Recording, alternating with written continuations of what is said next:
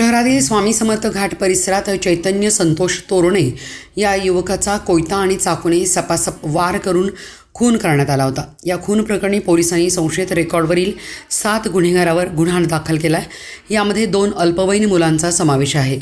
पोलिसांनी या खून प्रकरणी गुन्हेगार कृष्णा उर्फ मुदक्या कुटनाप्पा कांबळे याला अटक केली असून इतर 6 जणांचा शोध सुरू असल्याचं सांगण्यात आलं आहे। यामध्ये इसरडे टोळीचा म्होरक्या लखन पंडित इसरडे यासह अन्य 7 जणांचा समावेश आहे। गोकुळनगरमध्ये एकास मारहाण केल्याची माहिती तेथील महिलांना सांगितल्याचा राग मनात धरून हल्लेखोरांनी हे कृत्य केल्याचे समोर आले।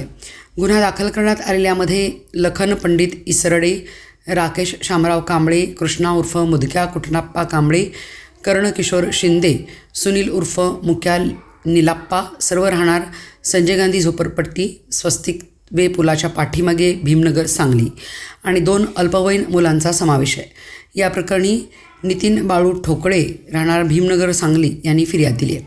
मंगळवारी सायंकाळच्या सुमारास चैतन्य संतोष तोरणे वर्ष 20 राहणार भीमनगर याचा हल्लेखोरांनी निर्घुण खून केला होता। हत्येची माहिती मिळाल्यानंतर त्याच्या नातेवाईकांनी घटनास्थळी धाव घेतली। त्याचा मृतदेह शासकीय रुग्णालयात हलवण्यात आल्यानंतर तेथेही नातेवाईक आणि त्यांच्या मित्रमंडळींनी गर्दी केली होती। कोणताही अनुचित प्रकार होऊ नये याकरिता घटनास्थळ आणि रुग्णालय परिसरात पुरेसा पोलीस बंदोबस्त ठेवण्यात आला होता। दरम्यान रात्री उशिरा सांगली शहर पोलीस ठाण्यात संशयिताविरोधात गुन्हा दाखल करण्यात आला। गुन्हा दाखल करण्यात आलेल्या 6 जणांवर गंभीर स्वरूपाचे गुन्हे विविध पोलीस ठाण्यात दाखल आहेत।